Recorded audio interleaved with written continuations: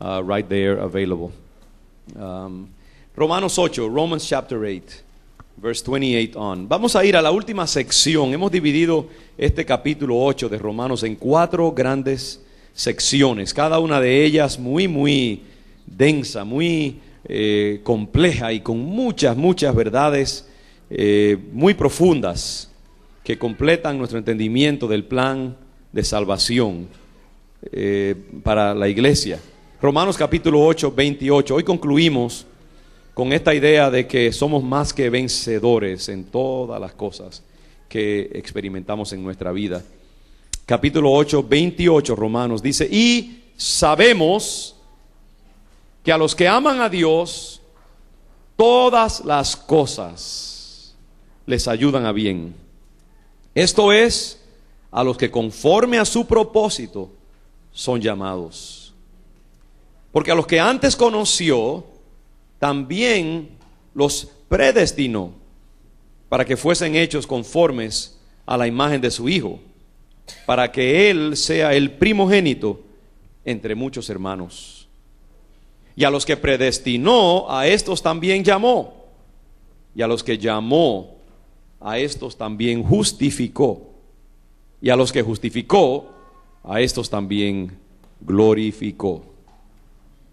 Esa es una parte de ese segmento, inclusive. Ahora él entra en, ¿qué pasa con eso de que Dios ha hecho todas estas cosas? Dice, bueno, ¿qué pues diremos a esto? ¿Cómo vamos a reaccionar ante esta gran verdad?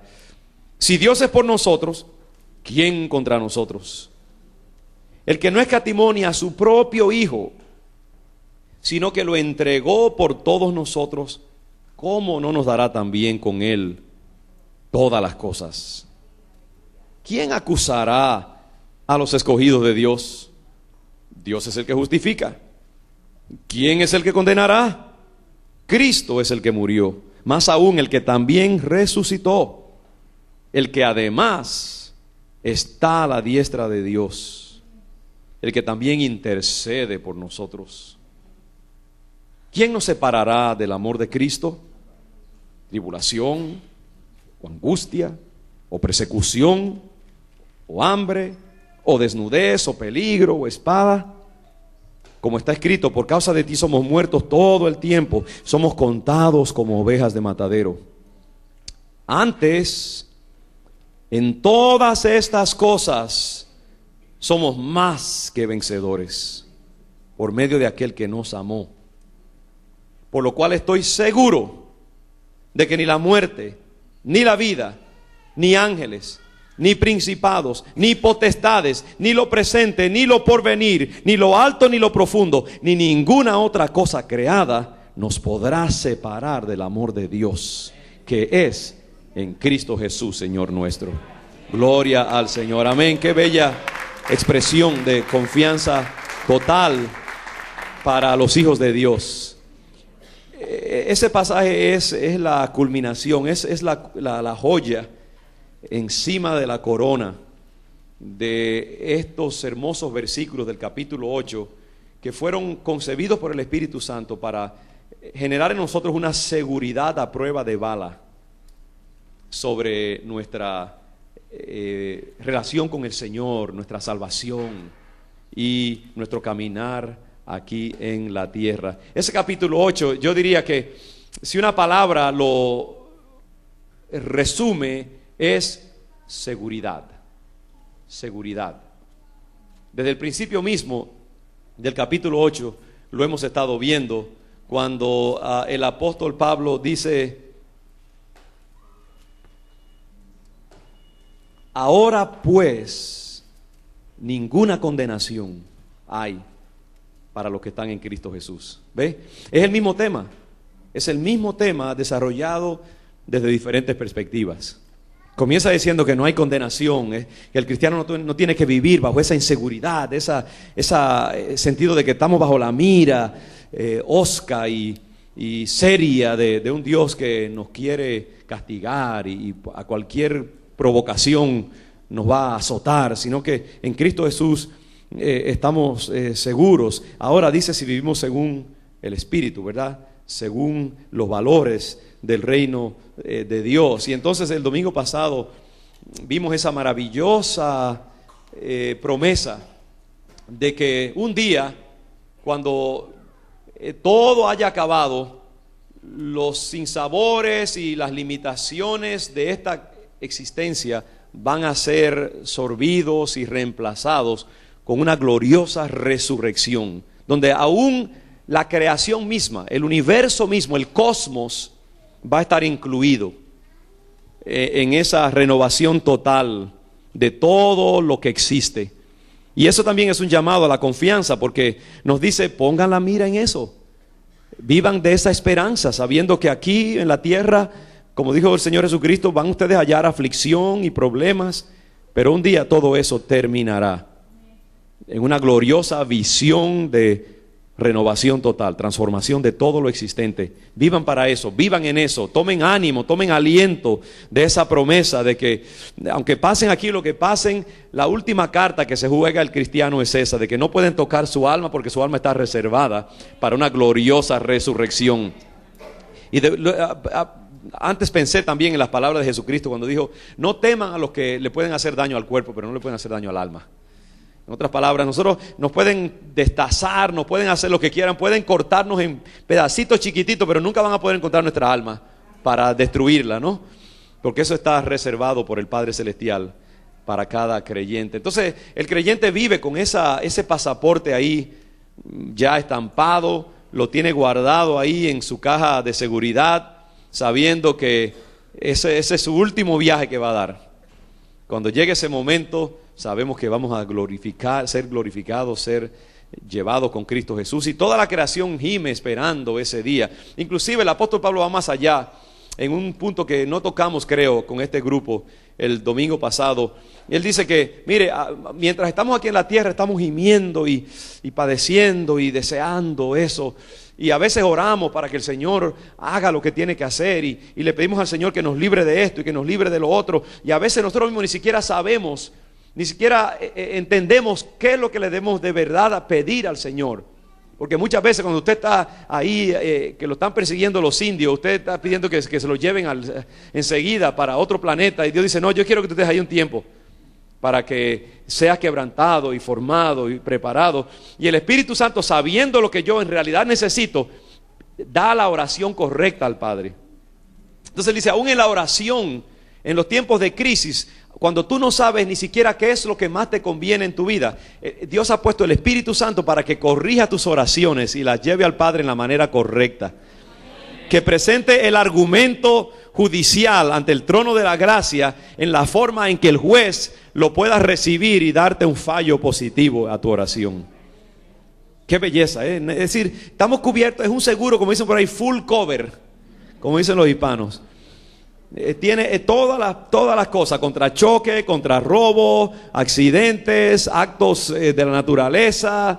Está 100% cubierto tu vida en todas las dimensiones. Y aquí entonces el apóstol Pablo termina con esta gran expresión de confianza final. Él quiere ya como remachar el clavo, darle el último martillazo para que quede bien en nuestros corazones, que quede bien cimentada esa idea de que nosotros hemos entrado en un plan salvífico que cubre todas las bases, todas las posibles circunstancias que un hijo de Dios pueda atravesar. Y yo quiero que tú te grabes eso ahí en tu espíritu, hermano, y que tú revisites este pasaje. Entonces el apóstol Pablo dice en el versículo 28: y sabemos, me gusta recuerda lo que yo he dicho antes de esa seguridad que el apóstol Pablo muestra muchas veces, estamos seguros o sabemos. En varias ocasiones él dice lo mismo. Por ejemplo, en Segunda de Corintios capítulo 5, él dice también acerca de eso de que sabemos. Dice: porque sabemos que si nuestra morada terrestre, este tabernáculo, se deshiciere, tenemos de Dios un edificio, una casa no hecha de manos, eterna en los cielos. Él estaba seguro. Pablo hablaba con esa seguridad siempre que nosotros también tenemos que cultivar. Yo te animo a no dudar de las promesas del Señor. Yo sé que vamos a dudar aquí en la tierra, pero no le des albergue a la duda, sino recupérate inmediatamente que tú sientas que la duda está viniendo a tu corazón de si eres salvo o no, de si verdaderamente habrá una vida después de la muerte o no, de si verdaderamente Dios es fiel para sacarte adelante en cualquier situación. Tú tienes que decir, no, yo sé que sí, yo sé que soy salvo, yo sé que el que comenzó la buena obra será fiel para terminarla.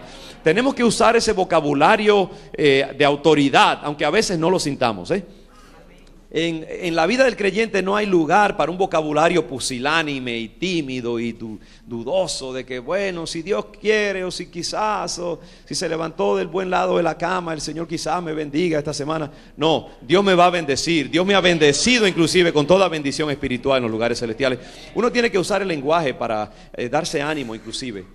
No le des lugar al lenguaje destructivo, lenguaje que permite que haya la duda, porque eso refuerza tu cerebro hacia la duda y el temor. El creyente tiene que cultivar un lenguaje de soldado, ¿entiendes? Como David cuando iba contra Goliat, le dijo, yo te voy a matar hoy, te voy a cortar la cabeza y voy a dar tu cuerpo a las aves de los cielos. Quizá iba ahí temblando este muchachito chiquitito ante ese gigante, pero lo dijo así porque estaba profetizando lo que iba a suceder, y Dios honró su fe, ¿no? No tenemos que hacer así, aunque a veces sintamos como que todo está en contra de nosotros, pero tenemos que tomar valor y hablar un lenguaje profético, un lenguaje de positividad y de expectativa de que Dios es fiel para hacer lo que Él ha prometido en nuestra vida.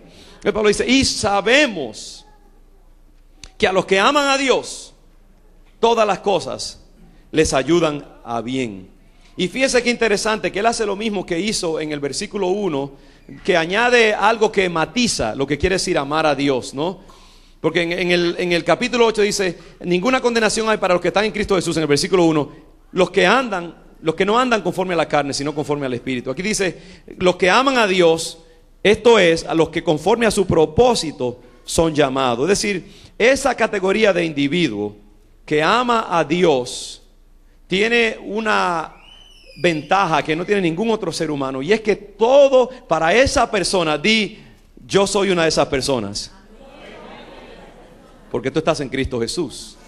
Entonces a los que aman a Dios, todas las cosas les ayudan a bien. ¿Qué quiere decir eso? Eso quiere decir que para ti que estás en Cristo Jesús, todo lo que pasa en tu vida, wow, y eso sí que es difícil creerlo, hermano. Cuando tú estás en la 93 a las 5 de la tarde y hay un tráfico de esos ya tú sabes que, y tú dices, ¿cómo puedes tú ayudarme a bien? Cuando hay una enfermedad en tu vida, cuando un amigo te traiciona, cuando tu matrimonio está pasando por pruebas, cuando no va todo bien con tus hijos y hay tensión en la familia, cuando te dicen, lo lamentamos mucho, pero ya se acabó el presupuesto y no podemos tener tu posición más y vamos a tener que darte de baja. Cuando en la mitad de la noche te asalta la duda y el temor y la depresión, cuando tienes dudas acerca de tus familiares allá en Centroamérica o en Suramérica, ¿qué le estará pasando a mi madrecita o a mis hermanos o mis hijos inclusive allá? ¿Y por qué tengo yo que estar aquí en este país pasando frío? Cuando estás caminando por la nieve en un febrero de esos crudos, y podemos nosotros decir, a los que aman a Dios, todas las cosas ayudan a bien. ¿Puedo yo reconocer la obra redentora de Dios en medio de los momentos duros y difíciles de la vida?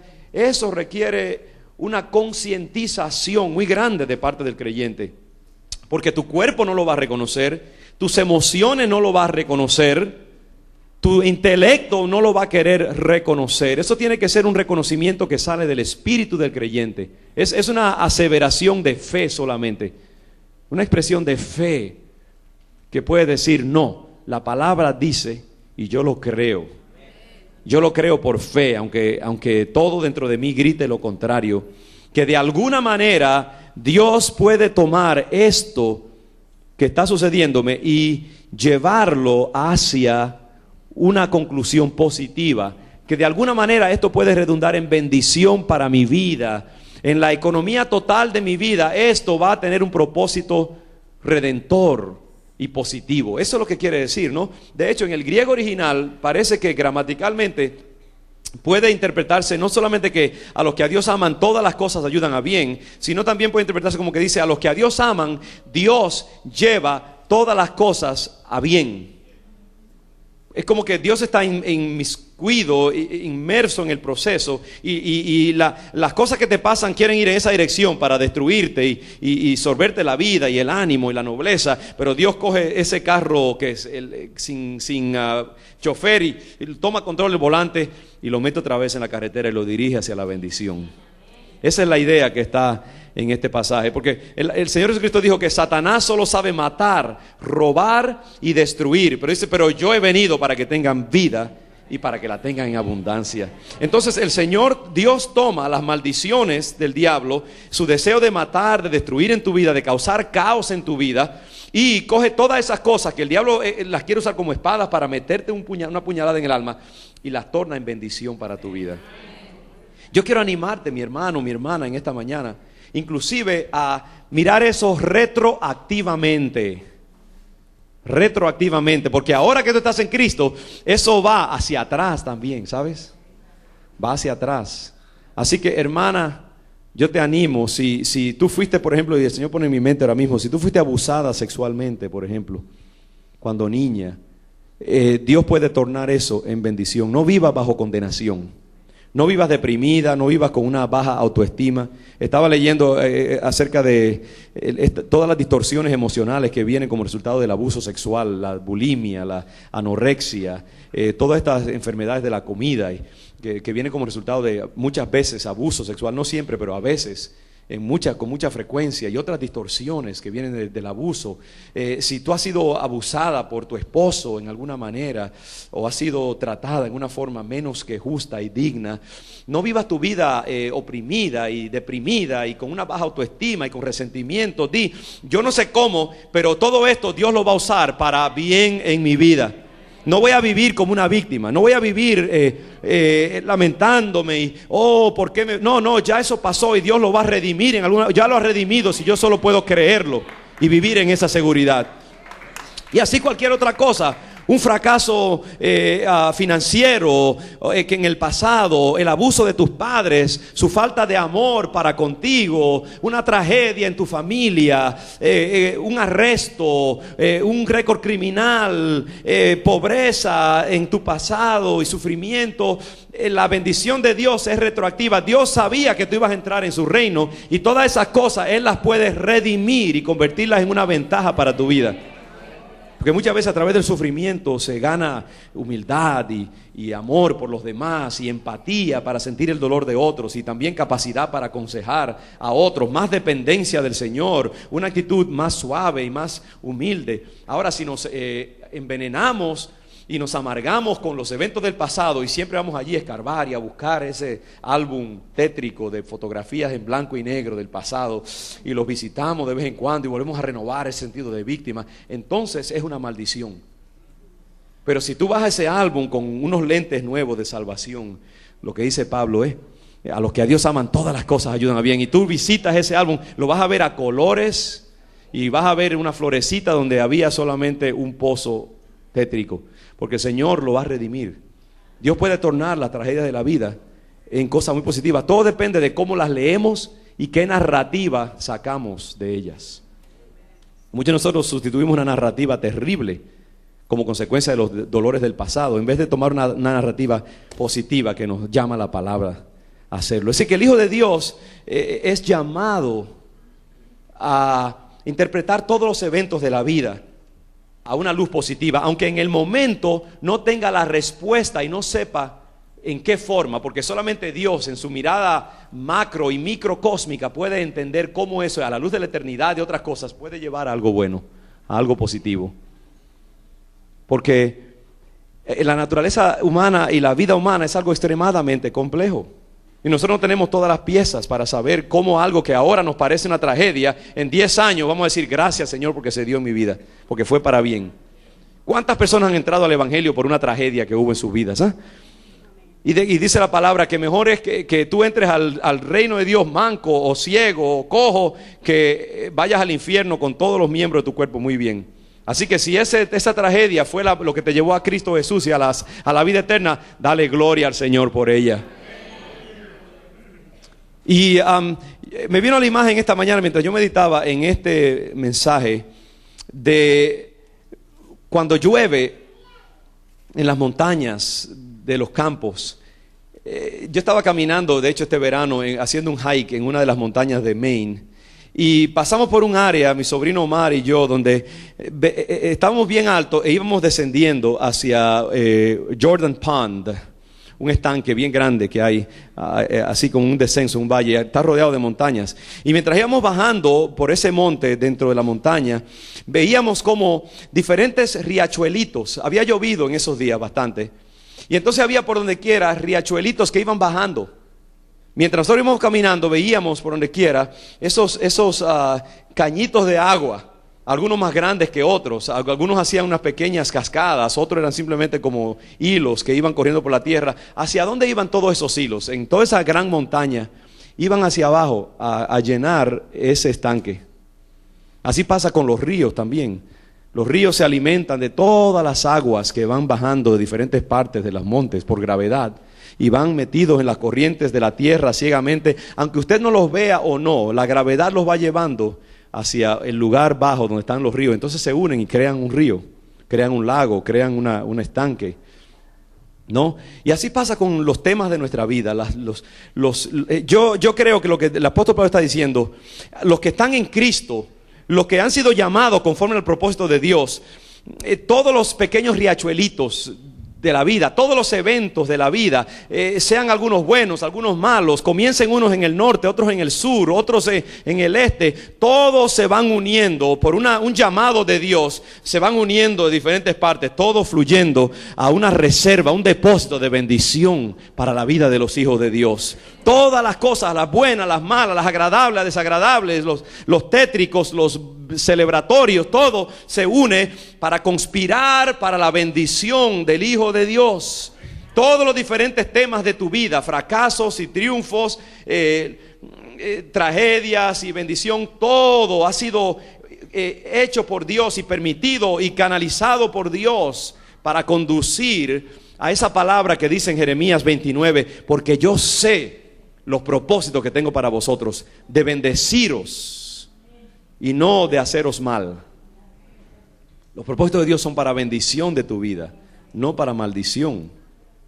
Entonces todos los eventos y los temas de tu vida, todos van fluyendo hacia la bendición. Entonces lo que está diciendo el apóstol Pablo es, a los que aman a Dios, todas las cosas les ayudan, es decir, terminan para bien. Porque hay muchas cosas que son en sí mismas terribles. En su naturaleza misma, en el momento aislado en que te suceden, son malísimas. Pero en el contexto mayor de tu vida y del propósito de Dios, eso ayuda, es decir, contribuye hacia el bien. Como hay diferentes cosas en el cuerpo humano, en el organismo humano, hay sustancias hasta venenosas. ¿Sabe usted? Hay cosas en tu cuerpo, metales y minerales y cosas que si tú los tuvieras en grandes cantidades te matarían. De ahí vienen de hecho muchas deformaciones, muchos problemas en los seres humanos cuando cosas dañinas que se supone que estén en mínimas cantidades para balancear el organismo están en cantidades exageradas. Entonces eso contribuye al mal del organismo. Pero en pequeñas cantidades hay cosas dañinas en tu ser que balancean tu cuerpo. Tu cuerpo los necesita. Y hay cosas muy buenas y muy positivas en sí. Y juntos producen un organismo saludable. Y así pasa en la vida humana. El ser humano necesita muchas veces dolores, padecimientos, sufrimientos, cosas difíciles, que juntas con cosas buenas y positivas, todo se une para crear un sabor de bendición en la vida del creyente, del Hijo de Dios. No te creas que todo que yo no le pido al Señor, no me atrevo a pedirle al Señor una vida sin problema, porque yo creo que sería dañino para mi bienestar. Así que yo le pido al Señor simplemente, Padre, toma control de mi vida y guíala como tú quieras. Y sé tú quien una todos los diferentes temas de mi vida y que sea un tejido precioso de diferentes colores, diferentes sabores, diferentes tonos.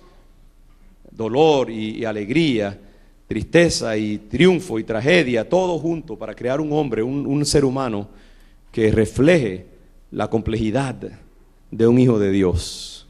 Eso es lo que yo le pido al Señor para mis hijas, mi matrimonio, para mi iglesia, para todos ustedes, que el Señor esté en control de sus vidas y que una todos los temas de su vida para que lleven a la bendición. Pero mientras tú estés pasando por un tiempo difícil, no lo aísles. Mételo en el contexto de la totalidad del propósito de Dios en tu vida. Piensa en 10 años, 5 años. Yo hablaba con una hermana precisamente que hace años que no la veía. Está en otro lugar, no está aquí ahora. Ama nuestra iglesia, se mantiene en contacto con ella. Un poco desalentada por algunas cosas que ella ha visto en otros creyentes últimamente. Yo le decía, hermana, recuerda que esas personas quizás en 5 o 10 años ya quizás todas esas luchas y esos problemas que han tenido ya los habrán superado y ahora estarán firmes en el Señor. No te lleves por lo que tú estás viendo en el momento, porque Dios tiene otro propósito con ellos. A esas personas quizás se van a tomar 10 años para entrar ya y estabilizarse completamente. Mientras tanto, no tires la toalla porque ahora están pasando por tribulaciones o se han descarriado o lo que sea. Míralo a largo plazo. Como pastor yo he tenido que aprender eso, que tengo que mirar la carrera de mis hermanos a largo plazo, de mi iglesia y mi ministerio a largo plazo, no en el momento, porque en el momento uno se descorazona, pero uno tiene que mirarlo a largo plazo. ¿Qué va Dios a hacer? ¿Qué va Dios a sacar de esta tribulación, estas luchas, estos zigzagueos? ¿Cuál es el propósito final de Dios en todo esto? Porque nosotros estamos unidos a otras iglesias y a otros ministerios y estamos unidos con los creyentes a través de toda la historia. Dios es el que tiene control de todo y Él sabe cómo todo eso va a adquirir su coherencia. Yo no puedo ver la totalidad de las relaciones humanas y todo esto a nivel de la historia o de la eternidad. Solamente Dios puede hacer eso. Así que yo tengo que tener un depósito de fe que diga, Señor, aunque yo no entienda lo que está pasando en mi vida, ¿por qué ha pasado esto? Yo creo que lo que dice tu palabra es cierto, que si yo te amo, si yo he sido llamado por ti, todo lo que sucede en mi vida va a ser usado para bendición y para bien, en alguna manera. Quizás lo que yo estoy sufriendo ahora va a ser de bendición para mis hijos o para mi iglesia que está viendo mi drama o para alguien que yo no conozco, pero va a ser usado para bien y tú te vas a asegurar de que yo reciba lo que yo necesito. Esa es la confianza y tenemos que confesar eso en fe todos los días de nuestra vida, en esperanza contra esperanza, como dice la palabra del Señor. Entonces, cuando el apóstol Pablo dice los que conforme a su propósito son llamados, esto lo lanza en una elaboración como él siempre hace, como erudito que es, de qué quiere decir eso, que los que conforme a su propósito son llamados. Entonces él aquí habla de que Dios conoció o preconoció a algunos que iban a ser salvos, ¿no? Y también después de preconocerlos, los predestinó para que fuesen salvos. Y cuando los predestinó, entonces los llamó, tomó acción para llamarlos, para que entraran en su reino. Y a los que llamó, después que los llamó y entraron en su reino, también los justificó y le dijo, ¿sabes qué? Tú eres salvo. Y le puso la espada así sobre el hombro.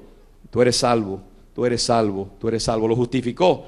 Y a los que justificó, dice, también los glorificó. Queriendo decir, esa glorificación en el futuro de la cual habla Pablo, de que la creación será glorificada, entraremos en la gloria. El Espíritu Santo lo está viendo en el futuro.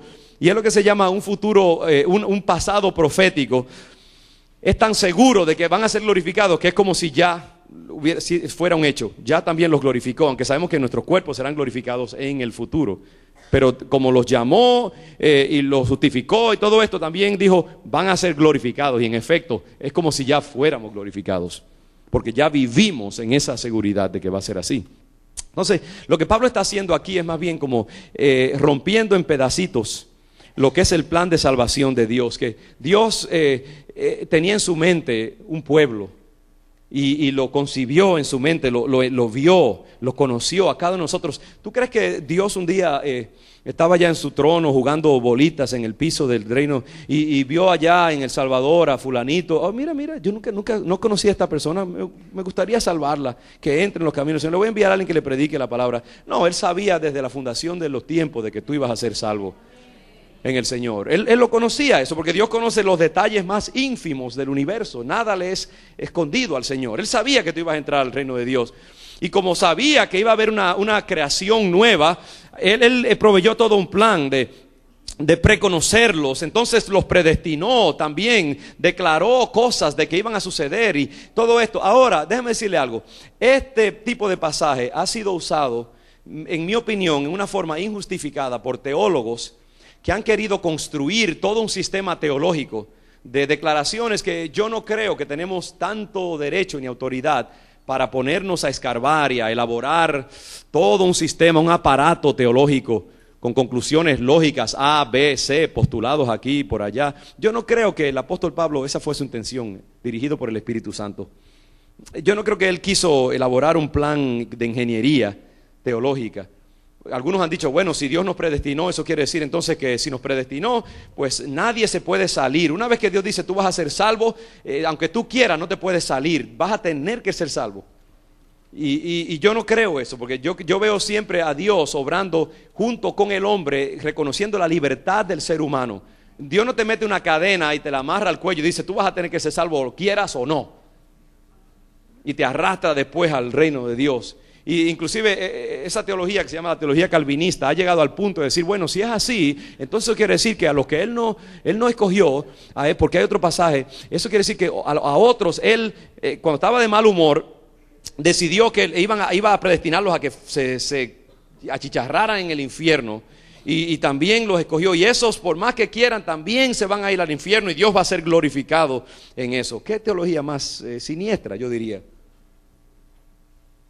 Dios no obra así. Yo sé que hay pasajes que sugieren eso, pero hay momentos en que lo que nosotros tenemos que hacer es mirar estas cosas, dejarlas en tensión, no tratar de concluir más de lo que uno tiene derecho a hacer, y no sacar de allí conclusiones que después llevan a la gente a confusión, como esto de que una vez salvo, siempre salvo. Todo esto, yo no creo. Mire a Israel. Dios escogió al pueblo hebreo. De hecho, que Pablo está usando el lenguaje ese de Dios escoger a los israelitas como pueblo. Y todo el que nacía dentro de ese pueblo, pues pasaba a disfrutar de los beneficios de ese pueblo en conjunto. Dios escogió a Israel para que fuera luz a las naciones, que fuera su representante aquí en la tierra. ¿Qué pasó? Aunque Él los escogió y los predestinó para eso y determinó que así fuera, esa gente se portó mal con Dios, rebeldes, idolatraron y se separaron del Señor. ¿Y qué pasó? Dios los desechó. Ahora todavía en su misericordia Él está trabajando con ellos como pueblo, como nación, y está ahí bregando con ellos. Pero ese pueblo ha hecho y deshecho a través de tantas generaciones y todavía es un pueblo rebelde contra Dios. Dios no los ha obligado a ser el pueblo que lo obedezca y todo esto, ¿no? Y así pasa, ¿no? Con los planes de Dios. Dios quiere que nosotros seamos salvos. Dice que Dios no quiere que ninguno se pierda, sino que todos procedan a la salvación. ¿Qué hace uno con ese hecho? Porque no todos proceden a la salvación, pero la intención de Dios es que todos sean salvos. Pero si tú por tu mala cabeza resistes a Dios, entonces no hay perdón para ti. Es más, si una vez que tú conoces al Señor, como dice el escritor de Hebreos, tú te apartas, habiendo disfrutado de todos los bienes de Cristo Jesús y del Evangelio, tú eres peor que los que no conocieron al Señor. Para ti te espera doble, el horno que te espera a ti va a ser tres veces dado vuelta. Va a ser más caliente porque tú lo conociste y lo dejaste, dice la palabra del Señor. No en esos términos, pero más o menos algo así parecido. Entonces, digo esto porque ¿sabe? Hay esa lucha en la iglesia entre muchos que hablan de que una vez tú eres salvo, ya eres siempre salvo. De hecho, la persona que enseñaba esa doctrina hoy, aquí por ejemplo en el mundo hispano, que era muy conocido, es muy conocido, apellido Miranda, que el Señor lo reprenda donde quiera que esté. De hecho, este hermano hoy está diciendo que Él es Jesucristo, que Él es Dios, que Él es Dios. Anda por ahí predicando. Yo creo que hay muchos hermanos que creen esa doctrina de salvación eterna, calvinista. No es que son de esa índole, pero hay que tener mucho cuidado con esas ideas, porque te pueden llevar a unas enseñanzas muy terribles. Dios no obra de esa manera. Esto lo que está diciendo es simplemente, mira hermano, ten confianza. Dios ha invertido en tu vida. Te ha predestinado, te ha preconocido, te ha justificado, te ha llamado, te ha glorificado ya en avance. Así que vive confiado, ya tu pasaporte está sellado. Cuando tú llegues ante el oficial de inmigración, él va a mirar así y decir, sí, eres tú, pase adelante. Ven, buen siervo y fiel. Gózate del gozo de tu Señor, disfruta. No te tienes que estar escarbando por allí, me van a dejar entrar o no. Ya tú estás, porque Dios ha invertido en ti. Dios ha hecho todo lo necesario para que tú entres. Entonces dice Pablo, ¿qué pues qué podemos decir a esto? Si Dios es con nosotros, ¿quién contra nosotros? Si Dios está contigo, ¿qué diablo va a poder hacer estragos en tu vida? Dice la palabra de Dios. Nadie te puede acusar a ti. Hoy en día la sociedad critica a los cristianos de que son hipócritas, de que están por ahí predicando la moral en calzoncillo, de que están diciendo esto y después hacen aquello, y que mira, ya Dios nos ha justificado, gloria al Señor. No vamos a abusar de eso, pero sabemos que no somos perfectos, pero tenemos la sangre de Cristo que nos limpia y nos lava de todo pecado. Aunque el mundo te acuse, tú mantente firme en lo que Dios ha hecho en tu vida. Satanás no puede venir ante el trono de Dios y decir, tienes que dejar a allá en la tierra porque es un pecador. No, él dice, mi hijo murió por él, así que está sellado, que entre. No abusemos de eso, pero esa es la seguridad del Hijo de Dios. Hay un pasaje en Zacarías capítulo 3 donde Josué, el sumo sacerdote Josué, es llamado por Dios ante su trono y dice que Satanás llega para acusarlo. Y Dios mismo dice que el Señor te reprenda, Satanás, que el Señor te reprenda. No es dice, hablando de Josué, un tizón sacado del fuego. Entonces dice, pónganle vestiduras blancas y pónganle una mitra sobre su cabeza, le dijo el Señor. Porque así el diablo quiere acusarnos muchas veces, pero dice, no, este está redimido por la sangre de mi hijo. Déjalo entrar. Puede gozar de las bendiciones de mi reino. ¿Quién puede acusar a un hijo de Dios? Dios es el que justifica. Dice, ¿quién es el que condenará si ya Cristo pagó el precio? Tú no puedes justificarte a ti mismo ni puedes pagar el precio, pero Cristo lo pagó de tu salvación. Cristo es el que murió, dice. Más aún el que también resucitó. No solamente murió y se quedó muerto, sino que resucitó, lo cual hace su muerte todavía más valedera, porque ahora está resucitado. Dice, y su resurrección ha permitido que Él ahora vaya, se siente a la diestra de Dios y allí interceda por nosotros. Gloria al Señor. Qué perfecto, nos justifica, paga el precio de nuestros pecados, resucita a su Hijo para que entonces se siente a la diestra del Padre y continuamente esté orando por ti, intercediendo por ti. ¿Sabes tú eso? Que cuando tú estás aquí en la tierra luchando, batallando y dando espadazos contra el enemigo, el Señor Jesús está ya orando para que tu fe no falte. Como en esa hermosa escena del Evangelio donde los discípulos estaban en medio del mar de Galilea. Dice que una tormenta vino y el viento les era contrario y estaban allí remando toda la noche y no podían salir. Dice que el Señor estaba en un monte orando. Y dice que a cierta hora bajó de allí, caminó sobre las olas, se montó en el barco y dijo paz a las aguas y a la tormenta, y se hizo paz y rescató a sus discípulos. Eso es lo que Cristo hace. Él está allí, mientras tú estás en la lucha de la vida, está en su altura, orando, intercediendo por ti. Recuerda eso siempre, recuerda eso. Él es el que intercede por ti. Su plan es maravilloso, es completo, ¿no? Entonces ya finalmente Él entra en un momento como de gran celebración poética. Versículo 35, ¿quién nos separará del amor de Cristo? Muchos de nosotros a veces nos sentimos así. ¿Y qué si fallo al último momento? ¿Y qué si viene un diablito por ahí, me mete una zancadilla y me hace caer y yo me voy al infierno después de todos estos años de tratar de servir al Señor? ¿Y qué pasa si viene una enfermedad y yo niego al Señor a la última hora? ¿Y qué pasa si viene pobreza a mi vida y yo entonces me frustro con Dios y dejo el camino? O si viene una tentación y me aparta de Dios. Uno piensa todas esas cosas. Y por eso como que el apóstol Pablo le pone ya la última respuesta, al último argumento que uno pueda darle a esa seguridad que él quiere meter en nuestros corazones. Y dice, mira, nada que pase en este mundo puede separarte del amor de Dios mientras tú te agarres de Él. Nadie puede venir por allí y hacer un plan malévolo, un complot, para de alguna forma llevarte a salirte de la salvación que Dios te ha dado. Porque todo está ya fríamente calculado, como dice el Chapulín Colorado. Todas las piezas están, ¿no? ¿Qué nos puede separar? Pon allí lo que tú quieras. Tribulación, angustia, persecución, hambre, desnudez, peligro, espada. Pon ahí lo que tú quieras. Nada te puede separar de lo que Dios ya ha dictado para tu vida, mi hermano. Mientras tú te aferres al Señor, tú tienes una seguridad de tu salvación, de la bendición de Dios en tu vida. Dice antes, en todas estas cosas somos ¿qué? más que vencedores. No vencedores solamente, sino super vencedores. Hupernicomen es la palabra que él usa en el griego original.